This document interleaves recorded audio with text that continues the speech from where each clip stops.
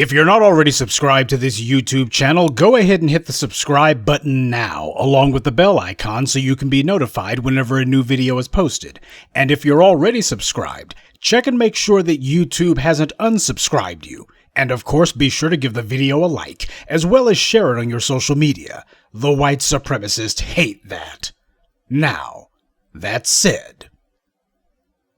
Alright, time for Jim Crow Joe to get his first report card. Yeah, I know it's early days, but he was the one who decided that he wanted to tell everybody to look at what he does in his first 100 days. He's the one who set that timetable, so especially for black folks who are the ones who put him in the White House and gave him his congressional and Senate majorities, well, it's time for us to ask, what have we gotten in return for our investment in this old, wrinkled-up racist? Biden gave a press conference last night which was vainly trying to masquerade itself as some sort of address to Congress, and about the only thing that was an accomplishment for was social distancing.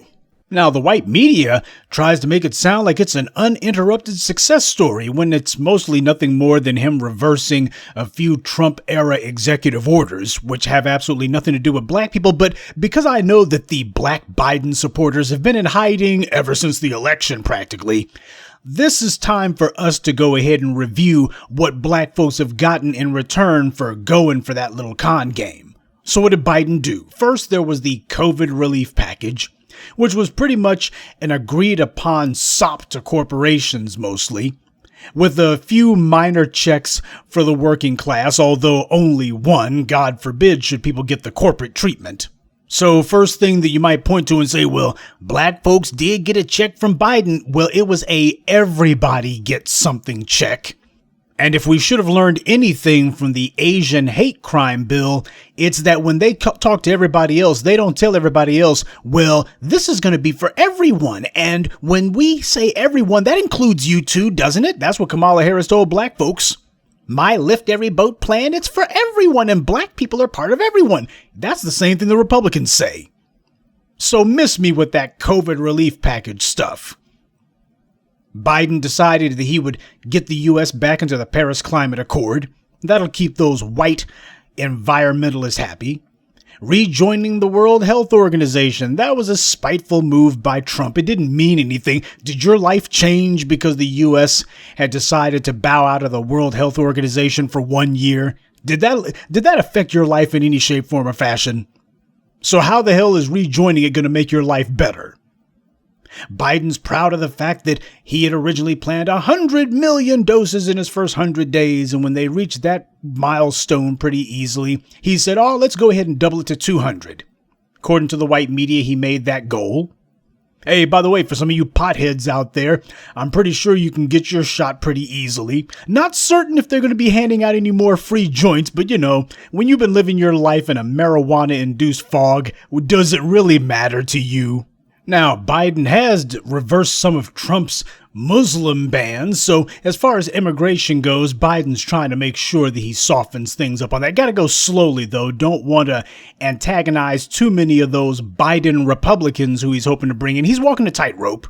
You got to replace that out-of-control black vote that's starting to get a little bit too boisterous and starting to demand tangibles and actually starting to demand things that would threaten white supremacy. You gotta walk the tightrope of replacing that demographic shift, and at the same time, make sure you don't scare away any of those Biden Republicans who kind of like the idea that America would be a majority white country in perpetuity.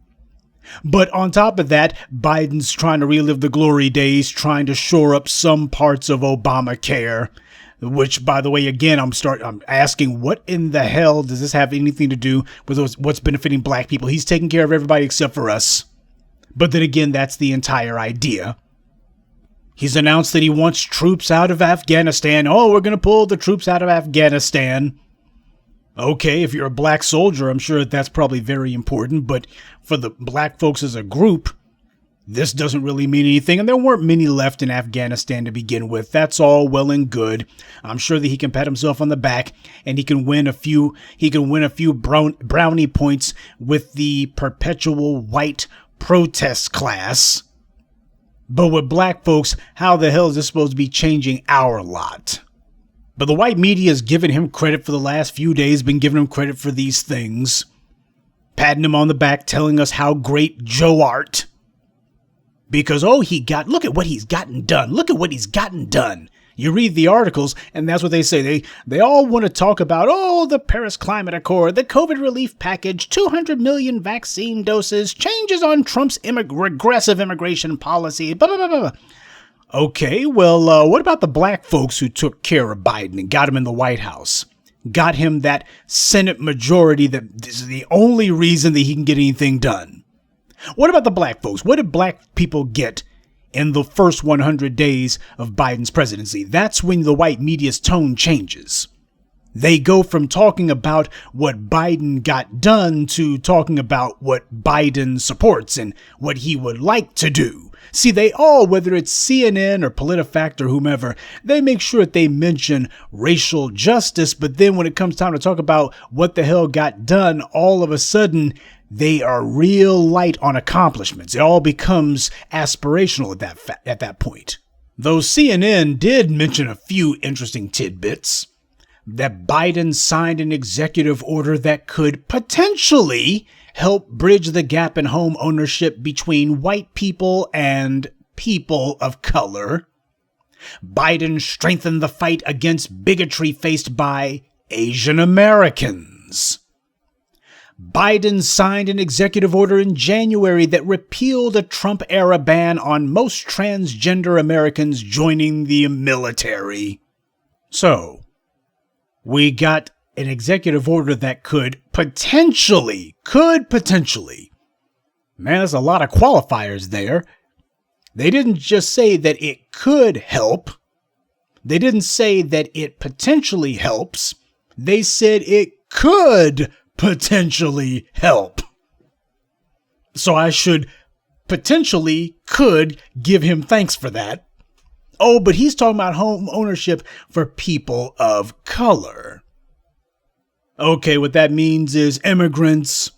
What that means is Latinos, anyone but black people. That's what it means. Hey, strengthen the fight against bigotry faced by Asian Americans.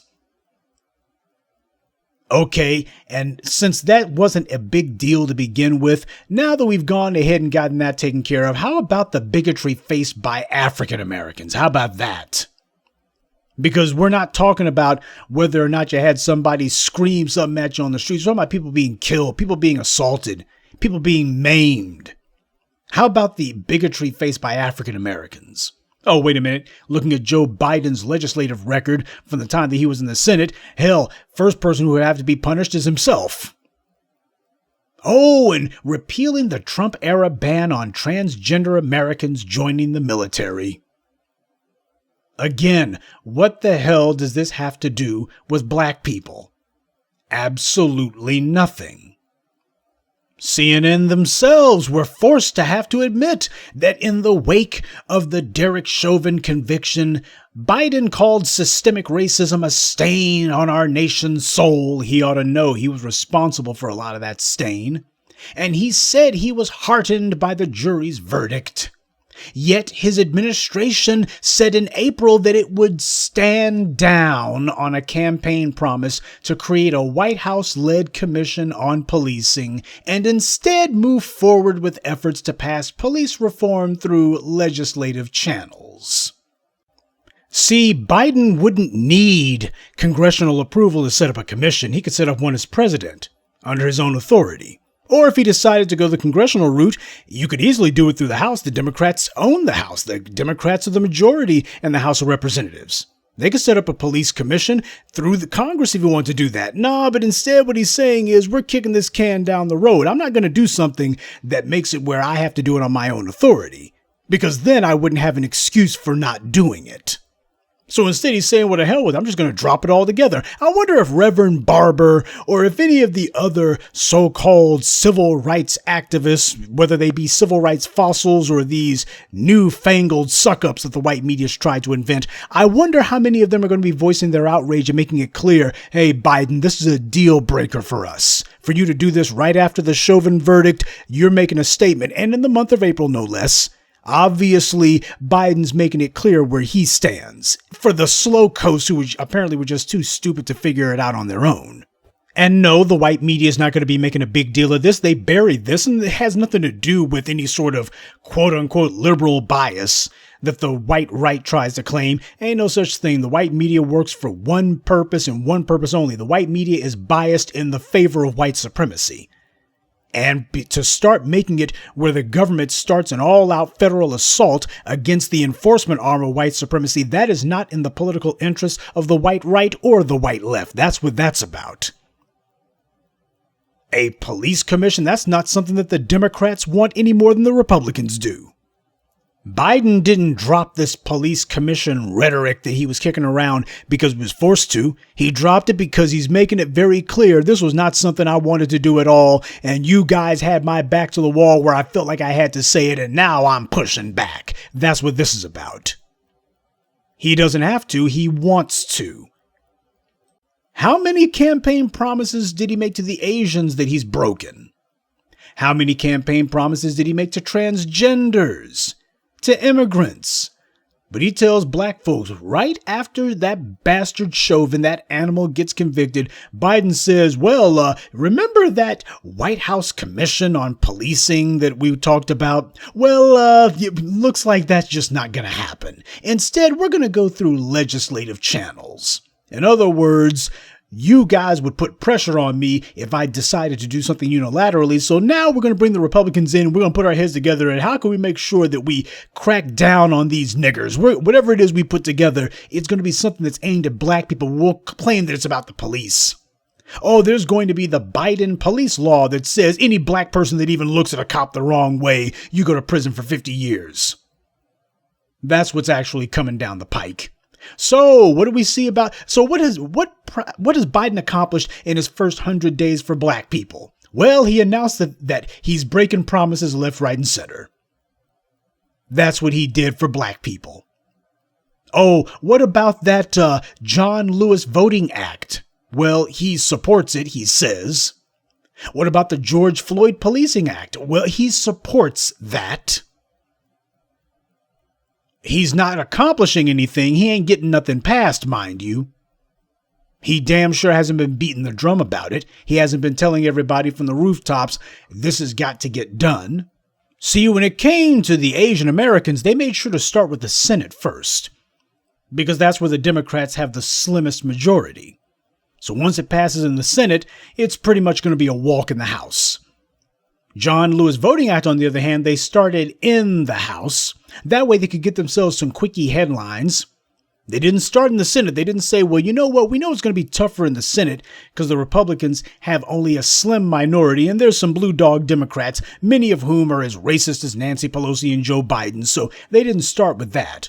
Instead, because they didn't want to have any headlines, here they are trying to make black folks think to themselves that we got something because the Democrats are going to have a majority when everybody else is going to get something. Meanwhile, the John Lewis Voting Act, regardless of what you think about its efficacy, we're talking about simply as a piece of show legislation. They go to the House instead. But with the Asians, they were like, well, we better make sure that this thing passes. So let's focus on getting it through the Senate first, because that's where we're going to face the most opposition. And if once it passes in the Senate, it's going to be a walk in the House. So that's what they did there. But Joe Biden, he's not making it clear to everybody his top priority is getting the John Lewis or George Floyd acts passed. He's already dropped the much ballyhooed Kamala Biden Police Commission. That's already been dropped. And you notice the white media didn't make a big deal out of that. He did it right after the Chauvin verdict, but the white media pretended like they didn't know about it. Black media's been telling you from the moment that they said that crap. Let's see if they actually go through on it. Man, we told you there ain't no way in hell, especially with Kamala Harris on the job. If they actually did it, it wouldn't mean anything. Hell, they didn't even get that far. But we're the reason why you even remember it. Damn sure ain't because of Roly-Poly Martin. Damn sure ain't because of Joy Jackass Reed. It ain't because of Don Lemonade or any of the other fakers, frauds, phonies, and fools in the white media. It's the black media who said, hey, remember that police commission that Biden and Harris were talking about? Yeah, they've been in there 3 months already, and so far ain't got a damn thing done on it, haven't even moved forward with it. Yeah, it turns out they buried it very quietly. Where are the Biden black supporters at now? All these fools who are people like Cedric Richmond and others, people like Simone Mamie Sanders, people like Karine Stud Pierre and others, these clowns who are online, on Twitter, on YouTube, these sock puppet accounts, usually white Democrats pretending to be black folks. Or some of these fools desperate for a pat on the head thinking they're going to get a Democrat patronage job.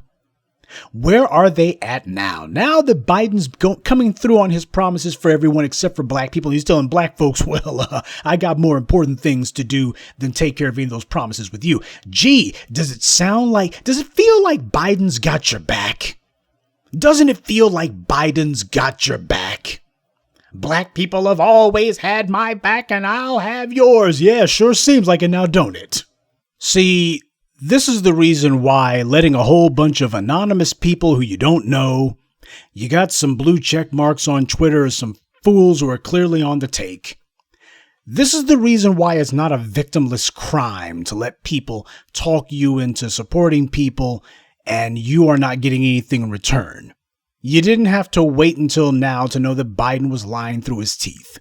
You didn't have to wait until now to know that the bastard didn't mean a word that he said. By the way, you notice what the white media leaves out? What they leave out is the lift every voice bull crap that Biden promised, even with their aspirational postscripts, even with that garbage they put on there, the afterthought. Oh, well, there's a lot of things that Biden's hoping to do. He promised, but he's not coming through on.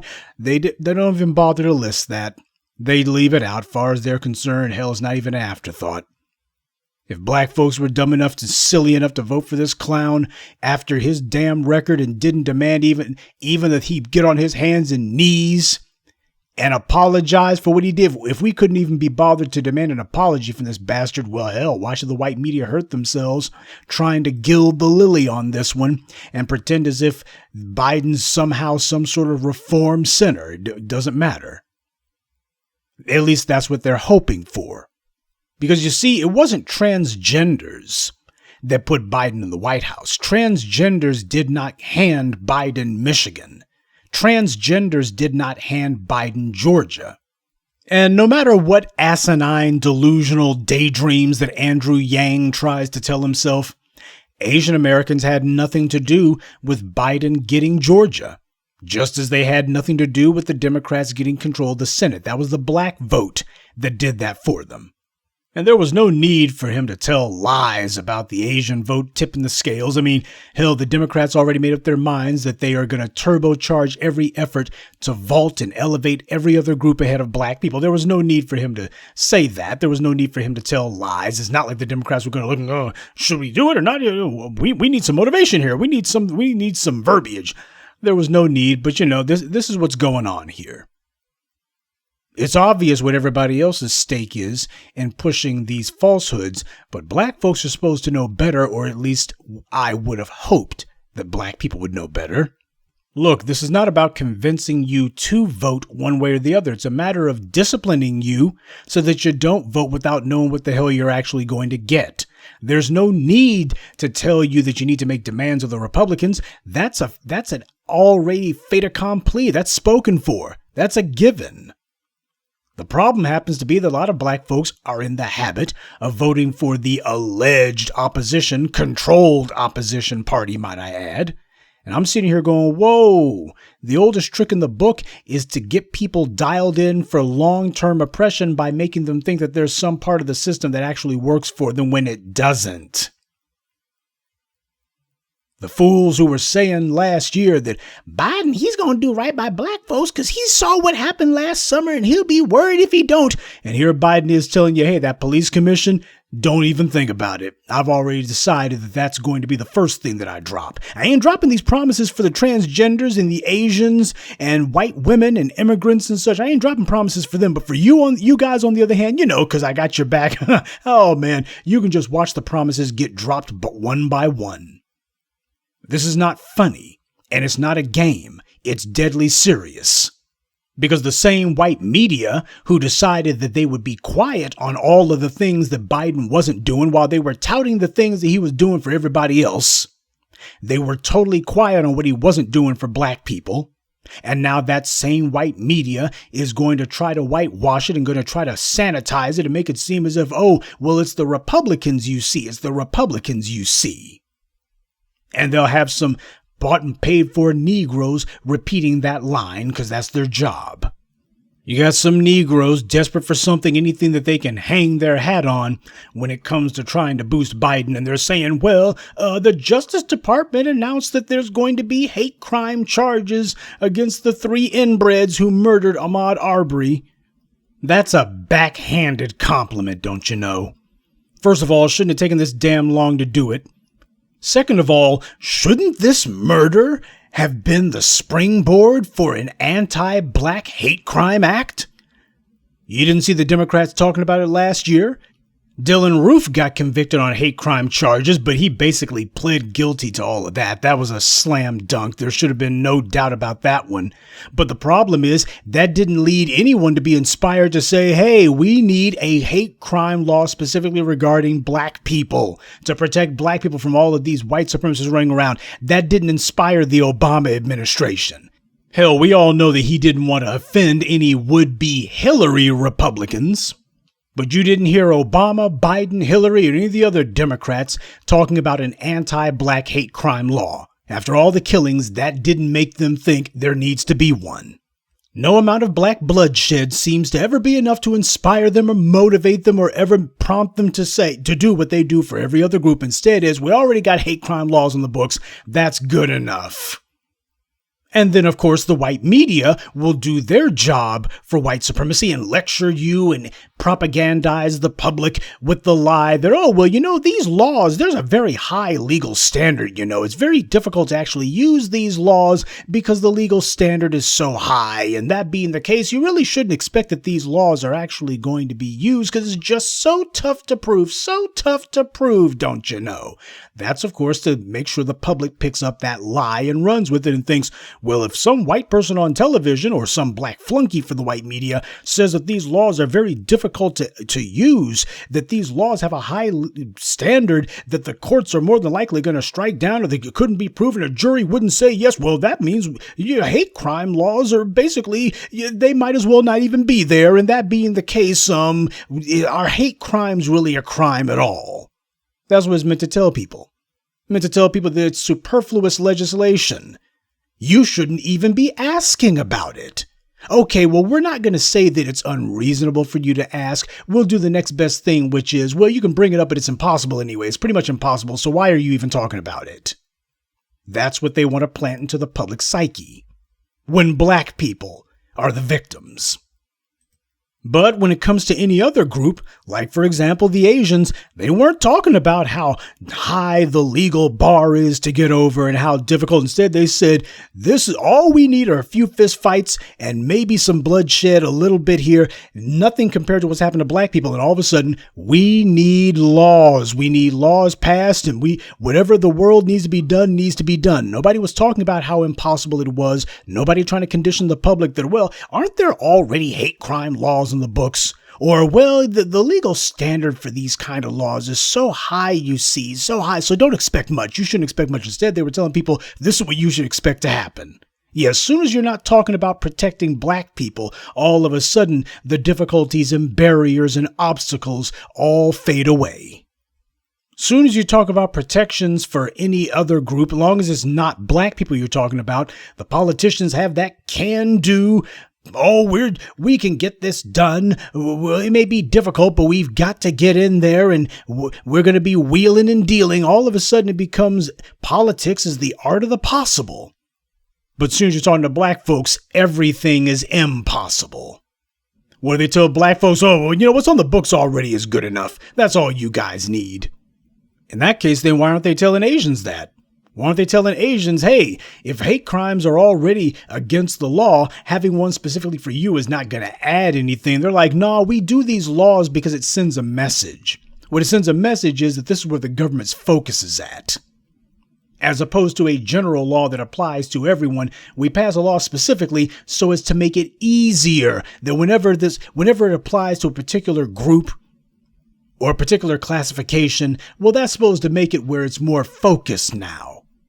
And as a result, it's supposed to also make it clear that we're lowering the barriers to the hurdles to actually use this law. We're reducing whatever procedural hoops you might have to jump through. But with black folks, Biden's finally doing what the hell he should have done from the very beginning, especially after it came out that these guys were admitting that they were looking for a black person to go after. And I'm supposed to thank him for that? There's supposed to be some sort of great accomplishment. First of all, you do not ever thank a politician for doing their job. That's what the hell you put them in office for. That's what I talked about so many years ago with We're All Detroiters Now. You don't ever sit there and be eternally grateful to a politician for doing his damn job. That's what the hell you put him in there for. Everybody else is mature enough where it's a matter of, hey, you get your freaking job. You get to have whatever legal and illegal perks that you're taking advantage of. But that's what we put you in there to do. You don't get credit for doing what the hell we put you in there to do. Everybody else gets taken care of. Black people are supposed to be looking and going, oh, you brought some charges against some guys who are clearly guilty of sin. Oh, just how wonderful. No. Bare minimum. See, this is what happens when you got a bare minimum attitude. Black people have taken up the habit of being the bare minimum people. So next thing you know, you get some flunkies who say, y'all needs to put Biden's in there because he ain't Trump. He ain't Trump. Okay, you told me what he's not, but what the hell is he? He ain't on our side. He's not a friend of black people. He's not an ally or any sort of proponent of black empowerment. So what the hell am I getting? I don't want to hear what I'm not getting. I want to hear what I'm getting. Well, you ain't getting Trump and that's all that matters. No, I'm afraid I need more than that. Because if Biden's track record is anything to go by, him not being Trump, that's a distinction without a difference. So all of you Biden bots and cop mala bootlickers out there, take a bow. First 100 days of the Biden administration, and we're still waiting to see when he's going to do a damn thing for black people.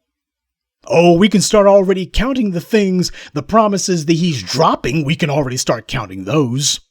But as far as what he's done for black folks, so far, he's 0 for 5. And the list wasn't very long to begin with.